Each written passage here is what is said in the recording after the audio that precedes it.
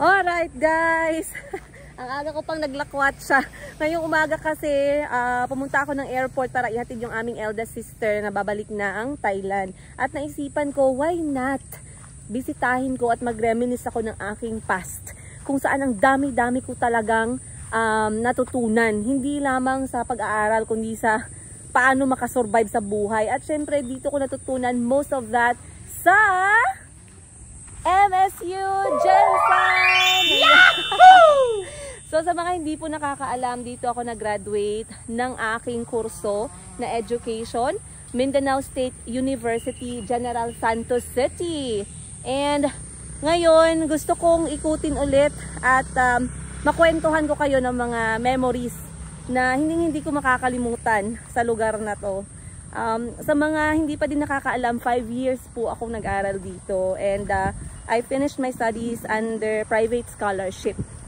So let's go. Ikot tayo and yeah, samahan niyo ako ngayong araw na to sa ating Kwento-Kwentong University. Alright, andito na tayo guys and ayan, ito yung kainan na lagi namin kinakainan before kasi ito yung pinaka malapit sa aming building which is College of Education. Doon tayo pupuntang mauna. So, College of Education ako ng second year. Kasi 5 taon ako dito sa MSU. Bali yung year 2, year 3, year 4, tsaka 5th year ko, dito ako na building mostly. Lalo na yung mga major. So, sa college building wala masyadong nagbago. Ganun pa din siya. And tingnan natin mamaya kung hindi ba sila stricto, pwede ba tayong pumasok and at least makapag-check ng mga classrooms kung ganun pa din. So it's very nostalgic na feeling kapag bumabalik tayo sa ating mga university. Yun yung nafe-feel ko. Ewan ko lang sa inyo guys. Pero alam nyo kasi yung university ang daming mga memories. So, merong feeling na nostalgia. Ayan. So, yung entrance nito, nakasulat is College of Engineering. Pero, nagsishare sila ng College of Education. Andito pa bang education o baka nilipat na nila? Ayan siya, guys. Oh, I think nilipat na nila yung College of Education. Wow! So, wag makahanap ako ng estudyante mamaya, magtatanong tayo. But this is the building where I studied most of my minors and majors way back 2006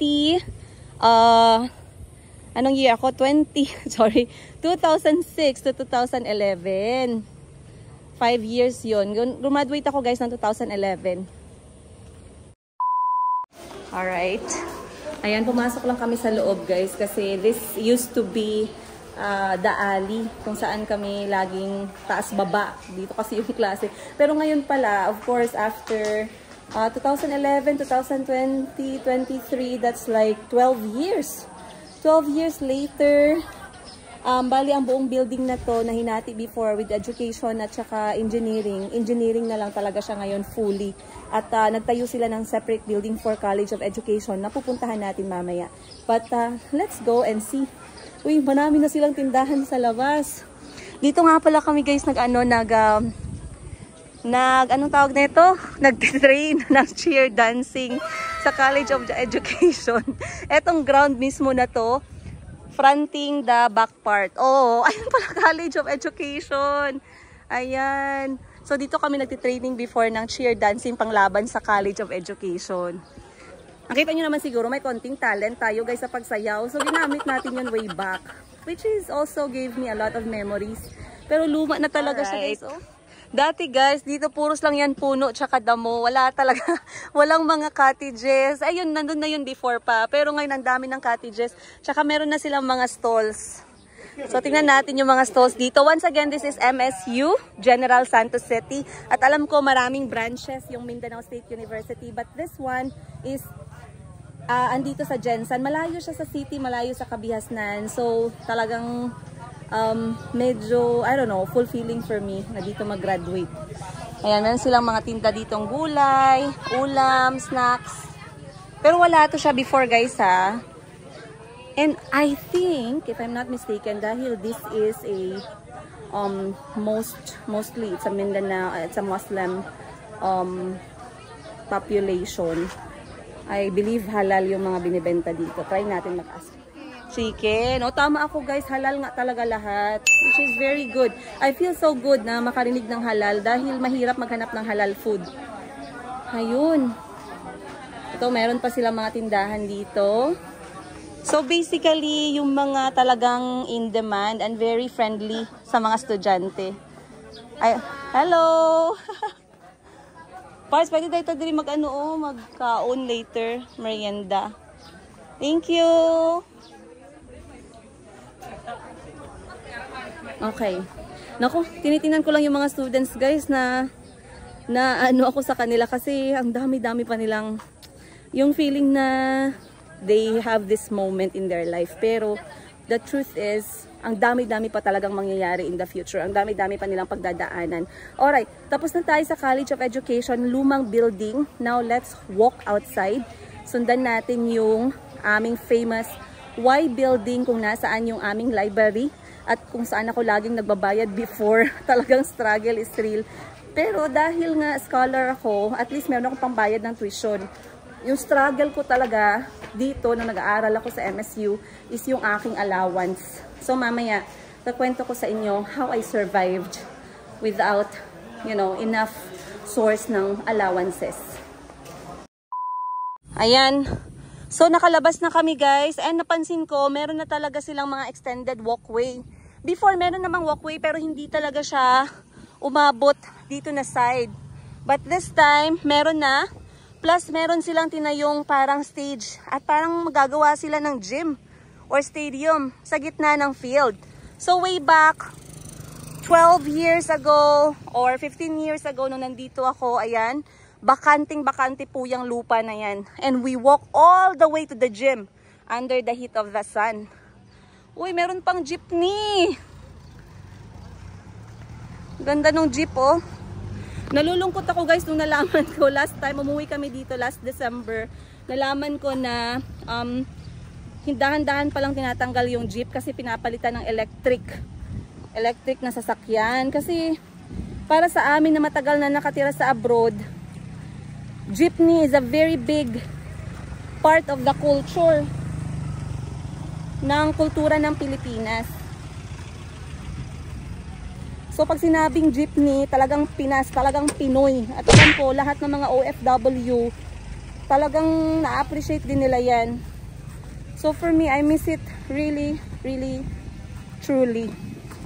So pupunta tayo ngayon sa Y building naman. Y building, basically, dyan kami nagbabayad ng lahat ng aming mga tuition fees. At saka mga enrollment processing namin. Dyan lahat. So hanggang ngayon, Y pa din siya, hindi pa rin siya pininturahan, pero I think that's really the look of it. And dyan din yung aming library sa second floor. Ayun. Pasok tayo. Y building. Okay, so in fairness guys, wala namang pagbabago sa loob ng Y building dito sa ground floor. Ano pa din siya, the same pa din yung kanyang mga cashier window. Ang dami kong memories dito before kasi kahit na tag 2,000 lang yung tuition fee, hirap na hirap talaga kami. Hirap na hirap akong magbayad. Pero to be honest with you guys, it was the cheapest and the best university during our time. I'm not very sure kung hanggang ngayon ganun pa rin ba yung feeling. But MSU, being an MSU student is like, hindi ko alam sa iba ha, pero para sa akin it was like a dream come true. At sobrang proud pag sinabing, saan ka nag-aaral? MSU! Saan ka nag-aaral? MSU! So, dito na tayo sa labas ng Y building. At nandito na din daw yung education building na bago. So, tingnan natin. Iba na talaga ngayon guys, food is life na kasi kahit saan ka lumabas, meron ng kainan. Sana ganyan din before kasi maghanap kami ng kainan namin guys. Basta na yung kilikili namin, wala pa kami nakitang kainan talaga kasi limited lang. Oh. Ayun guys, kakahanap ko ng library kasi na-remember ko yung library namin during that time nasa taas pa ng Y building. Syempre after 12 years ba naman guys, syempre bago na, hindi na nandun. Pero you just miss that feeling. Ngayon may bago na pala silang library. Ayan, University Library, Mindanao State University. General Santos City. Yahoo! In fairness, ang ganda tingnan. So, hindi pwedeng malis tayo dito na hindi natin mapasok. Yan guys, let's go! A few moments later. Sa bagong building nila na library, and I saw down here sa ground, meron silang museum, and I can see na open yung door. So, check out natin sa loob. Ayan. Oh, so, gawang Blaan from Lake Cebu. Yes. Ayan guys, mostly... Ay, we cannot touch kasi baka masira natin. So, dito sa museum, syempre hindi mawawala ang display ng tinalak weaving. And this is very traditional. Ganda. We also have our instrument naka-display dito. Traditional instrument ng mga Pilipino. Guys, ang ganda pala dito sa loob ng museum kasi kahit maliit siya, they tried to show yung mga different tribes dito sa General Santos City. So, meron tayong Ilonggo, Bisaya, meron tayong Blaan, at saka yung Tiboli, meron tayong Maguindanao. So, here, they show the very traditional way of setting up a bed. Merong mga traditional instrument. Yay! Naagad di ay! And of course, eto guys, I remember this one from Kapapagaria Ensemble. Ayan, ensemble or ensemble sa KE. They used to perform a lot during our time and they are the best for me guys. For me, sobrang skill at talented ng mga KE students. Kaya talagang hangang-hanga ako sa kanila way back every time they show a portion of their talent during Mindanao State University events. Ayun. Oh, meron din dito. They are showing here the beads, locally made. Siyempre, hindi mawawala yan. We have here our traditional clothes for men. Meron ding mga hunting accessories and farming accessories. Wow. Look at this. Look at this work. This is amazing. And this is handmade. So imagine the time, the love, the effort, the energy, and sacrifices of the person na gumawa nito guys. Sobrang ganda. Ayan, this one are bead work. Ito ay embroidered. Wow. Nakakaano guys kasi walang ganito before sa amin. Sa time namin walang museum. And yung library namin nga, katulad ng sinabi ko, nasa old building pa siya. Wow. Here they also showed very ito ay nagpapakita ng traditional way of dressing up ng mga kababaihan. Then meron tayong konting history dito, mga first settlers. Then the municipality of Buayan, General Santos City.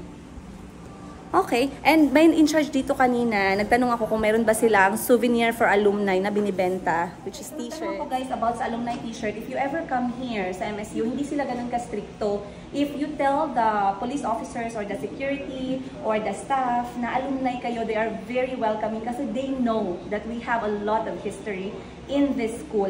So for me, 12 years ago, that's a long, long time. I never had this kind of time na talagang ikutin at talagang tingnan yung loob ng mga building. So I asked for this souvenir and meron silang binibenta. So if you come here in Mindanao State University as alumni and you would like to have a souvenir, please do not miss coming here sa museum. They will help you guys. Mindanao State University, General Santos City, Balik Tumbler 2023. Oh, ganda, in fairness. So I'm going to get myself one kasi I am proud MSU1. Yahoo! Ayan. And this is to support the alumni project, which is yung alumni pavilion nato na okay. For extension din. So to have that kind of contribution as alumni, you guys, and you come here, please don't forget to ask the alumni office. Meron pala tayong alumni souvenir and it's worth 5,000 pesos, but the proceeds will go to for the expansion ng alumni pavilion. Ayun. So the set for 5,000 pesos comes with a t-shirt which is Mindanao State University, General Santos City. It has a very nice black jacket / coat Very nice. It's of course made in the Philippines, you guys, with a logo of General Santos MSU. Then we have a lanyard. I saw this the students are using and they are very nice. So of course guys, para may ambag naman tayo sa lipunan at may ambag tayo dito sa ating paaralan na hindi natin pinuntahan ng 12 years, kailangan natin bumili. So sa mga MSU-1 dyan guys, especially MSU Gensan, please do support this cause. Ayan. Kung gusto niyo may questions pa kayo, I'll put down contact number down below para pwede niyo po akong ma-reach or ang taong involved. Ayun. So, one eternity later. alright. So umakyat ako dito guys sa second floor ng bagong building nila for the library. And this is how it looks. Basically, para lang din siyang yung mga furnitures namin before sa library plus new sofas, pero mas malaki na siya, much bigger. And meron na din computer, meron na siyang internet, people can do research, at merong ample space na din sa lahat. So it's yeah, it's amazing. It's good. Let's go. Natagalan ako guys kasi dumaan pa ako sa alumni office. At alam niyo ba sa alumni office, ayan, marami tayong natututunan about about alumni. Being an alumni. Okay, nadaanan ko to guys. Naalala ko dito kami nag-pictorials ng aming tawag nito, picture para sa darangin or yung yearbook namin for 2011. But now it's already MSU Campus Police Office. So luma na din talaga siya. Hindi pa siya naayos. And of course, ang ating famous walkway. Lagi kaming dumadaan dito papunta sa minor classes. I know the MSU ones from General Santos City na mga alumni nasa abroad or nandito sa Pilipinas also have a lot of memories dito. Oh, may butas pa yung bubong. Pero dito talaga guys, grabe. Grabe yung lakad namin dito. Minsan nagmamadali pa kasi yung mga classroom malalayo and then yung subjects magkakasunod. Wala silang interval na malayo. Kaya dito talaga, dito magkakaroon ka ng bagtak. Bagtak na bagtak na talagang yes. Welcome to my guys. Ayan ang jeepney guys. We used to also take dito pa rin talaga yung kanyang terminal. Diyan kami sumasakay before going back to the city. Okay guys, hindi ko alam bakit may kubo dito, pero I remember meron talagang mga cottages sa harap ng mga classroom. Pero dito yung subjects namin before for Filipino subject. Ayan, Filipino 101, magtagalog kayo. Ang hirap ng mga subject during that time. So titingnan natin yung bagong education building. In fairness, hindi nawawala yung kulay blue, the trademark color of education. Okay guys, hindi pa kami nangangalahati. Actually, we are here now for like an hour and a half. Malaki talaga yung campus. Kaya nga sabi ko sa inyo, dito talaga matcha-challenge yung mga bagtak ninyo tsaka yung paa ninyo. Tsaka dito, mahirap mag-OOTD guys. Dapat dito comfort first. So sapatos, tsinelas. Ang maganda, when you're a student of MSU, hindi ko alam ngayon, pero on our time, very low maintenance. Kaming mga estudyante. Malimit ka lang makakita nung talagang nakaka-OOTD or nakaka-outfit na mga students. Siguro yun yung may mga motor. Kasi sa time namin guys, lakad lang talaga. Lakad lang talagang puhunan namin nung time na yun. So dito, baka magtanong kayo, Madam, marami ka bang kaibigan dyan way back? Meron naman, hindi naman masyadong marami kasi nag-aaral ako sa MSU guys, yung focus ko noon how to survive talaga. So busy ako sa benta-benta, busy ako sa pag-make sure na makapasa ang aking grades. Dahil ako nga ay merong scholarship. So kailangan meron akong i-maintain na maayos na grado. At the same time, talagang struggle is real for me. Yung pang-araw-araw na pangkain, pang-araw-araw na baon. Pero it's good. Kasi dahil dun sa lahat ng pinagdaanan ko dito sa university time, it actually helped a lot na hindi ka maging sosyalera sa buhay. Dito pa lang sa MSU, simple ka na. So, nandito na tayo sa area kung saan naman kami nag-learn before ng math, physics, and chemistry subjects. Ayun, nandun. Daming chekot na ngayon Grabe na siguro yung mga students ngayon guys, naka-kotse na sila from their first subject to the next. Doon tayo. Na-remember ko tong classroom na to, M7 tsaka M8. Diyan kami nag-learn ng calculus, trigonometry, yung mga mahihirap na math guys, na nag-33 na lang ako, hindi ko naman nagamit. Pero dahil nga ambisyosa yung lola nyo, nag-take ako ng 1 year para mag-engineering. Ayun, engineer. Pero na-realize ko, mahirap pala yung math. Hindi pala kami best friends. So, nag-back out ako. And during that time, sobrang hirap ng mga subjects na math. May mga araw talaga na hindi ako nakakapasok. Wala akong motivation. Ayan. So, meron din ulit kainan dito. And then, andito na yung building for fisheries. If I'm not mistaken, guys, kung yan pa rin. Okay. Nakaabot na tayo. Dito na to, guys, sa part ng dormitory ng school. So, we have here the female or the girls' dorm. And we have the boys' dorm dun sa dulo. So, meron na rin silang dinagdag na building dun. Yung puti, which is the Student Support Center. So, siguro kapag feeling mo you need someone to talk to, baka yun yung purpose ng building na yan. Oo.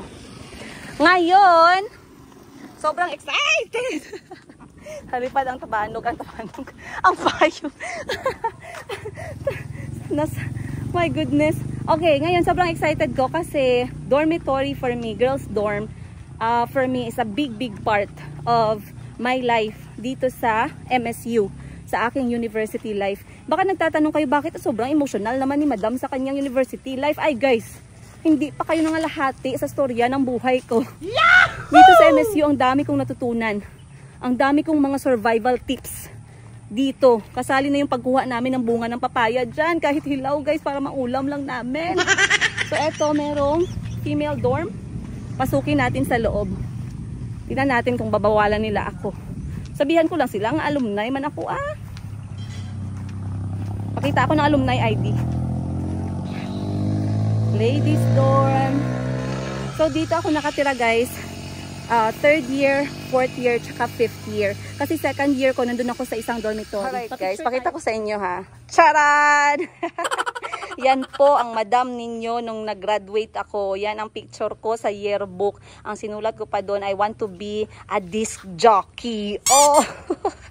Gusto ko kasing maging DJ sa radyo announcer. Gusto kong magbasa ng mga problema ng love life at mag-advise. Kaso hindi talaga ako nakapasa during that time. So here, this is what they call the alumni ID. So kapag dumadaan ka sa MSU or you want a souvenir, this is also a good souvenir. At ginawa lang nila to right now guys for around 3 minutes. Ayan, natapos nila agad. And ayan siya. Sobrang ganda. Ayun, tabunan natin yan. Diba? Bongga. So, andito ako sa ladies dorm, girls dorm. Kasi meron akong memories dito. Yan, pasok tayo. Yan. Okay. Dinala ko yung ID ko. Guys. Go ahead. Hello. Dinala ko yung ID ko na alumni kasi baka mamaya magtanong sila why I am here. Of course, I lived here for 3 years. Ngayon, marami tayong memories dito. Excuse me. Ayan, may salamin na sila sa sa hallway. Let me see. Tingnan natin dito sa labas. Wow, uy, wala pa rin nagbago, guys. Ganun pa din, oh. So, yan sa likod ko, nakikita nyo, yan yung tinatawag naming dirty kitchen. Diyan kami laging nawawalan ng bigas at kanin. Kasi pag nagluto ka at hindi mo binantayan, guys, iba yung makakakuha ng kanin mo. In fairness, ang amoy ng dormitory at ang itsura ng hallway is still the same pa din siya. At papakita ko sa inyo kung saan ako nanirahan ng 3 taon. At nilibre ako dito ng mga kasamahan ko. Kasi alam nyo naman, purita talaga yung madam ninyo. Ayan. This room, KE, at saka KE. Kasi yung KE guys, mga special yan sila. So meron silang sariling kwarto. I remember I lived here. Room 27. Ang dami kong memories dito guys. Lagi kami pinapagalitan dito kasi maingay. Or nagluluto kami ng rice cooker. Mag-selfie nga ako dito, be. Yan. Ayun lang. Uy, eto yung famous hallway kung saan kami nakaupo para manood ng mga teleserye at mga panghapon or pangtanghali na show kasi merong TV. So marami kami dito nakaupo guys kasi as a dormitory, talagang para namin siyang bahay. Please keep in mind that your curfew is 9 PM. Okay. So, dami kong memories dito sa dorm na to. Imagine nyo 3 taon. Para kasi siyang bahay na namin, no? Ako kahit taga Jensen lang ako, guys. Dahil walang-wala talaga kami noon, I really had to stay here. At kung pwede, wag na akong umuwi kasi magastos sa pamasahe. Wala akong pamasahe pa uwi sa Jensen. Pero some students are actually coming very far as South Cotabato, Sultan Kudarat. Ayan. So talagang ang dami. Very, very diverse. Ayun. Ang paaralan na to. So natapos na ako sa ladies dorm. I'm very happy nakapasok ako sa loob. Right now, pupunta tayo dito sa kainan. Uy, shoutout nga pala kay Ate Che. Si Ate Che yung si Ate Che ang nagmamanage during our time. Year 2006 to 2011. Si Ate Che yung nag-handle. At na-remember ko guys, wala talaga akong pangbayad ng dormitory. Wala talaga ako guys, promise ko sa inyo yan. Yung binibenta-benta ko, mga payong, mga panty, mga accessories, mga earrings, mga relo, tamang-tama lang yun para pang allowance. So, nung graduate, kailangan naming magpa-clearance. Wala akong perma ni Ate Che sa dormitory kasi may utang. So, nagmakaawa ako guys, sabi, Ate Che, pakawalan mo na ako dito. Hindi, I mean, sabi ko, Ate Che, please, pirmahan mo na. Wala talaga akong pera. Sabi ko sa kanya, wag po kayong mag-alala, Ate Che. Pag naging alumni ako, babalik po ako para mag-donate sa alumni. Oy, nakapag-donate tayo ngayon, guys. Para sa alumni garden expansion. O, diba? Kahit 12 years late ako sa promise ko, ginawa ko naman. So, pinirmahan ni Ate Che at nakapag-graduate ako. Long story short, naawa siya sa mukha ko, guys, na may bangs pa rin during that time. Ito naman na area is also ang kainan namin kasi ito ang malapit sa dormitory. So dito kami laging nagla-lunch. Then, lastly, bago tayo umalis, kailangan nating naalala ko guys. Natawa ako kasi naalala ko. Nung mga time pala na nasa dormitory ako at gusto kong papirmahan kay Ate Che. Ate Che, thank you once again. Ate Che, hi, love you. Maraming salamat. Ito na yung alumni mo na nag-promise sa'yo ng bagong sofa. 12 years na hindi talaga kita nabilhan ng sofa, pero pumunta ako sa alumni office, Ate Che, doon na lang ako bumili ng alumni souvenir. Kasi yung proceeds mapupunta din sa alumni garden. So yun na lang muna, Ate Che. Ayan. So ngayon naglalakad na kami papunta sa gym. Ito ang kinakusgang gym ng MSU. Dito din kami, medyo madaming memories kasi dito yung mga malalaking events. Mga intramurals, mga Halloween, Christmas, ganyan, and mga cheer dance competition. So, okay. So, wala namang nagbago sa gym, guys. Ganun pa din siya talaga. Kasi, remember ko, yung mga bintana niya gawa sa kahoy at maalikabok. So, ganun pa din. Hindi naman siya nagbago. Well, let's go. Ito yung talagang nakaka-pass ko sa payong. Ito yung nakaka-nostalgic or nakaka-miss. Yung mga, dahil hindi siya nagbago, para ka lang bumalik sa pagiging estudyante. University Gymnasium. Oh, yan yung KE office pa dyan. Guys, hindi ko alam kung KE pa rin yan ngayon. So, sa wakas, 3 hours later or 2 hours later, natapos din natin yung paglalakad at pagre-reminisce ng aking buhay university dito sa Jensen. Again, nakapagtapos po ako dahil sa scholarship na private. Hindi ko na i-mention muna yung name kasi hindi ko alam kung pwede. Sinuportahan ako ng scholarship na yan from elementary to university. Part ng aking gastos, hindi naman lahat. Then I also survived with mga benta-benta ko nung nag-aaral pa ako. Also, I have really few good friends na talagang nanglilibre during that time. So may mga kwento ako ng mga benta-benta guys. Nagbenta ako dito. Mas kilala ako sa building ng education as tindera talaga. Nagbenta ako dito ng relo. Nakapagbenta ako ng payong, mga earrings, Avon, Natasha. Nakapagbenta ako ng pantalon.